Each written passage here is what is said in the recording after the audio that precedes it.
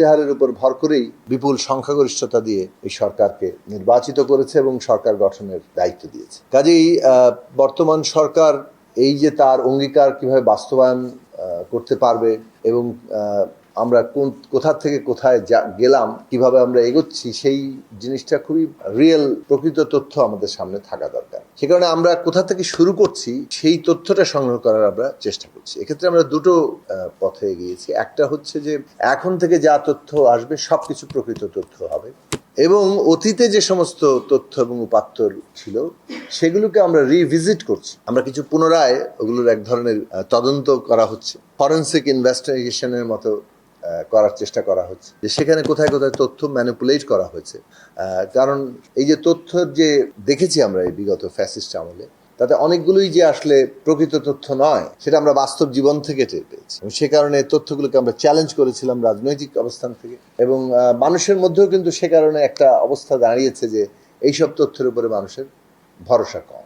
সে কারণে জনগণের কাছে যাতে সত্যিকার তথ্য উপস্থিত আমরা করতে পারি এবং সেই আস্থা মানুষ ফিরে আসে, এবং আমরা আসলে কোন অবস্থা থেকে কোন অবস্থায় যাচ্ছি তার পরিমাপও যথার্থভাবে হাজির হয়, তার জন্য এই তথ্যকে আমরা খুবই গুরুত্বের সাথে বিবেচনা করছি। সরকার সেখানে এসআইডি কিংবা এই আমাদের পরিসংখ্যান ও তথ্য বিভাগ ভূমিকাকে খুব গুরুত্বের সাথে বিচার করা হচ্ছে। কয়েকটি বিষয় আজকে আমরা বলা চলে যে আমাদের সিদ্ধান্ত গ্রহণের জায়গায় পৌঁছাচ্ছি। সেটা হচ্ছে যে এই যে আমাদের মানে উপাত্ত সংগ্রহের যে পদ্ধতি এবং সেখান থেকে আমরা যেভাবে তথ্য তৈরি করি, তথ্য বিশ্লেষণ করা হয়, সেই জায়গাটাকে আমাদের সর্বাপেক্ষা যাকে বলে যে গুণগত দিক থেকে এবং যাতে ভালো একটা পদ্ধতিতে আমরা যেতে পারি, তার জন্য আমাদের চেষ্টা করতে হবে। আমাদের এখানে আজকের আলোচনার বিষয় ছিল যে যেভাবে আমরা মূল্যস্ফীতি গণনা করি কিংবা ক্যালকুলেট করি, হিসাব করি, এবং সেটা তো আসলে হচ্ছে মূলত কনজিউমার প্রাইস ইন্ডেক্সের মতো। তো কনজিউমার প্রাইস ইন্ডেক্স তৈরি করি, সেখান থেকে আমরা মূল্যস্ফীতি হিসাব করি। তো কনজিউমার প্রাইস ইন্ডেক্স যেভাবে আমরা তৈরি করি এবং মূল্যস্ফীতি যেভাবে হিসাব করি, পদ্ধতিগতভাবে সেটা বাংলাদেশের এবং দুনিয়ার পদ্ধতির সবচেয়ে আপগ্রেডেড জায়গাগুলোকে আমরা ব্যবহার করতে পারছি কিনা, সবচেয়ে সর্বাপেক্ষা প্রতিনিধিত্বমূলক তথ্যগুলো আমরা রাখতে পারছি কিনা। যেমন একটা বড় বিষয় হচ্ছে যে ডেটা সংগ্রহ, তথ্য উপাত্ত সংগ্রহ। তাহলে আমরা সেই উপাত্তগুলো আমাদের বাস্তবতার প্রতিনিধিত্বমূলক হচ্ছে কিনা, সেইটা যাতে আমাদের পদ্ধতির মধ্যে পরিষ্কারভাবে থাকে। তারপরে সেই বিচার মানে উপাত্তগুলো বিচার বিশ্লেষণ হবে। আপনি উপরে আসেন না, সেই উপাত্তগুলো যাতে ঠিকঠাক মতো বিচার বিশ্লেষণ আমরা করতে পারি, সেখানে আমাদের দেশের যে বাস্তবতা, সেই বাস্তবতা অনুযায়ী আমরা যাতে আবার আমাদের জ্ঞানগত জায়গাগুলোকে, পদ্ধতিগত জায়গাগুলোকে ওটার একটা ঠিকঠাক মতো প্রতিনিধিত্বমূলক হয়, সে অনুযায়ী মানে তৈরি করতে পারি, সেই সব বিষয়ে আমরা আমাদের যে পদ্ধতিগুলো সেগুলো নিয়ে স্টেক হোল্ডারদের সাথে আমরা কনসাল্ট করার চেষ্টা করেছি। এটা কেবলমাত্র এই সিপিআই এবং ইনফ্লেশনের ক্ষেত্রে নয়, জিডিপি ক্যালকুলেশনও আপনারা জানেন যে এই বাংলাদেশ পরিসংখ্যান ব্যুরো এবং এই এসআইডি থেকেই করা হয়। তো এই জিডিপি ক্যালকুলেশন তো একটা খুবই গুরুত্বপূর্ণ বিষয়, এবং এটা একটা জাতীয় নীতি নির্ধারণের জন্য অতীব গুরুত্বপূর্ণ প্রশ্ন। কাজেই এই জিডিপি ক্যালকুলেশনের যে পদ্ধতি, সেটা নিয়ে আমরা আজকে আলোচনা করেছি, এবং দুটো বিষয় নিয়ে স্টেক হোল্ডারদের সাথে কনসাল্ট করা হয়েছে। এখানে বিভিন্ন গবেষণা প্রতিষ্ঠানের প্রতিনিধিরা, বিভিন্ন বিশ্ববিদ্যালয়ের অধ্যাপকরা, বিভিন্ন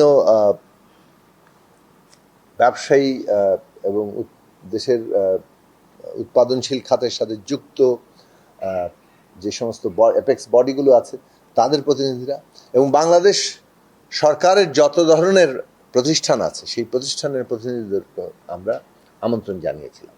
মানে স্টেক হোল্ডার প্রায় সবাইকে আমরা চেষ্টা করেছি এখানে আমন্ত্রণ জানানোর এবং তাদের মতামত গ্রহণের জন্য। এবং আমরা আজকে যে মোটামুটি একটা প্রস্তাবে সুনির্দিষ্ট করেছি, সেটা হচ্ছে যে এই যে আমরা সবার মতামত গ্রহণ করলাম, এই মতামতগুলোর সংযোজন বিয়োজন নিশ্চয়ই করা হবে, একই সন্নিবেশিত করা হবে।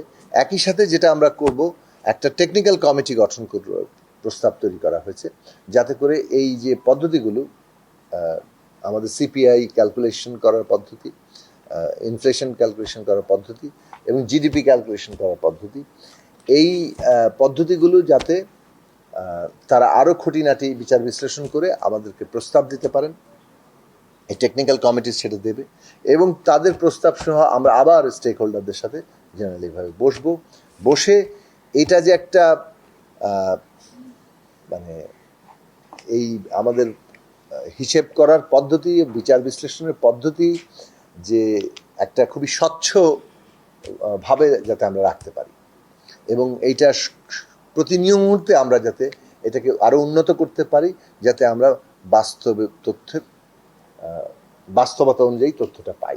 তো সেটা হচ্ছে আমাদের সরকারের দৃষ্টিভঙ্গি এবং সেই অনুযায়ী আসলে আমরা কাজটা করার চেষ্টা করেছি। আশা করি যে আগামী দিনে মূল্যস্ফীতি আমরা প্রতি মাসে সঠিক মূল্যস্ফীতির হারটা প্রকাশ করতে পারবো।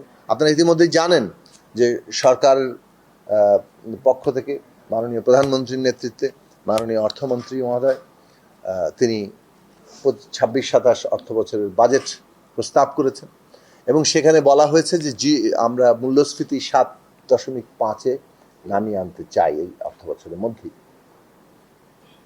তো 7.5-এ নামিয়ে আনতে গেলে বর্তমানে এই মাসে যেটা এই ব্যুরো অফ স্ট্যাটিস্টিক্স থেকে বলা হয়েছে 9.42, তাহলে 9.42 থেকে আমরা 7.5-এ আনতে গেলে প্রতি মাসে আমাদের যথার্থ তথ্যটি থাকা দরকার যে মূল্যস্ফীতি কোন জায়গায় আছে এবং মূল্যস্ফীতি কমানোর জন্য যে উদ্যোগগুলো নেওয়া হবে সেগুলো কতটা কার্যকর হচ্ছে তারও একটা হিসেব নিকেশ কিন্তু হতে থাকবে এবং সেটা কার্যকর হলে সেটাকে আরও কিভাবে এগিয়ে নিয়ে যাওয়া যায়, কোনো ক্ষেত্রে কার্যকর না হলে তাহলে আমাদের পলিসি চেঞ্জ কিভাবে করা যায়, আমাদের কী ধরনের উদ্যোগ নেওয়া দরকার, এইসব বিষয়ে সরকার সিদ্ধান্ত নিতে পারবে। সুতরাং আমরা মনে করি যে যথার্থ তথ্য উপাত্ত আমাদের নীতি নির্ধারণের ক্ষেত্রেই অত্যন্ত গুরুত্বপূর্ণ এবং সেই অনুযায়ী আমরা ভূমিকা গ্রহণ করব। সেই জন্যই আমরা আজকে স্টেক হোল্ডার কনসালটেশন করেছি এবং তাদের পরামর্শ নেওয়া হয়েছে, সেগুলো সন্নিবেশন করা হবে এবং আমরা দুটো টেকনিক্যাল কমিটি করছি, যে দুটো টেকনিক্যাল প্রস্তাব করা হয়েছে যার মধ্যে দিয়ে আমাদের এই পদ্ধতিটাকে আরও খুঁটিনাটি যাতে তারা উন্নত করার প্রস্তাব দিতে পারেন সেটার ব্যবস্থা করা হচ্ছে এবং তারপরে আমরা সেটা সহ আবারও আলাপ আলোচনার মধ্যে দিয়ে যাব এবং আশা করি 1 জুলাই থেকে নতুন অর্থ বছরে আমরা এই পদ্ধতিগুলো প্রয়োগ করে আমাদের তথ্যপাত্র সংগ্রহের এই দুটো বড় ক্ষেত্রে আমরা ভূমিকা রাখতে পারবো। এর বাইরেও যে স্ক্যাম্প নামে যে প্রকল্প চলছে সেখানে আমরা তথ্য সংগ্রহের ক্ষেত্রে আমরা কি করতে পারি, যেমন জিডিপি ক্যালকুলেশনে সেকেন্ডারি তথ্যের উপর নির্ভর করতে, অর্থাৎ বিভিন্ন প্রতিষ্ঠান যে তথ্য সংগ্রহ করে সেটাই কিন্তু তার ভিত্তিতে কিন্তু জিডিপি ক্যালকুলেশন হয়। এই বিভিন্ন প্রতিষ্ঠানগুলো যাতে প্রকৃত তথ্য উপাত্ত সংগ্রহ করে এবং এই উপাত্ত সংগ্রহের ক্ষেত্রে বিবিএস এর যে একটা জাতীয় ন্যাশনাল ডেটা সেন্টার হিসেবে সেখানে থাকা, এইসব বিষয় নিয়ে অ্যাক্টের মধ্যে কি পরিবর্তন আনা যায়, কি করা যায়, এইসব বিষয় নিয়েও এখান থেকে প্রস্তাবনা তৈরি হবে।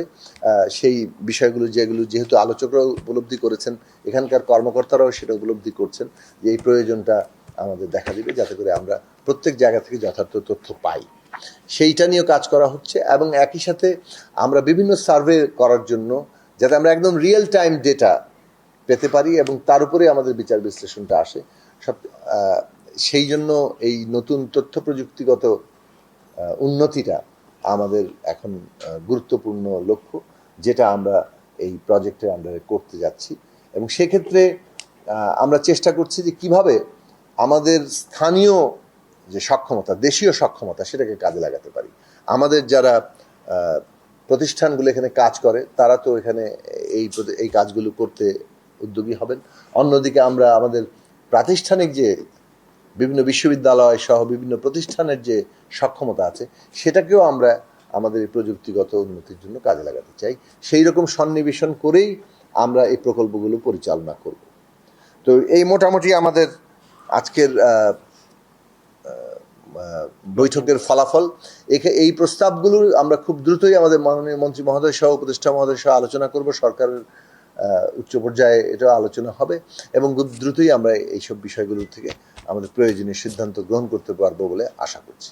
আচ্ছা, প্রথম কথা হচ্ছে ডেটার অথেন্টিসিটি কিংবা সত্যতা, সেটাই আমাদের লক্ষ্য এবং তার জন্য আমরা সব কিছু খুব ট্রান্সপারেন্টলি করার চেষ্টা করছি। অর্থাৎ আমাদের এমনকি ডেটা সংগ্রহের পদ্ধতি ডেটা বিশ্লেষণের পদ্ধতি এবং ডেটা থেকে প্রাপ্ত যে তথ্য সবগুলি আমরা খুবই ট্রান্সপারেন্টলি আপনাদের সামনে হাজির করতে যাচ্ছি এবং সে কারণেই সমস্ত স্টেক হোল্ডারকে আমরা এখানে যুক্ত করছি।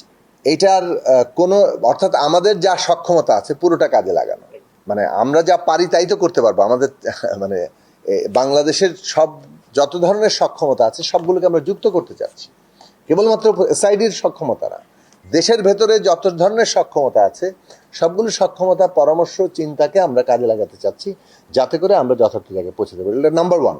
নাম্বার টু হচ্ছে বাংলাদেশ সরকারের পক্ষ থেকে যে অর্থ মন্ত্রণালয়ের যে প্রজেকশন ছিল সেটা কিন্তু জিডিপি ছিল 4.2।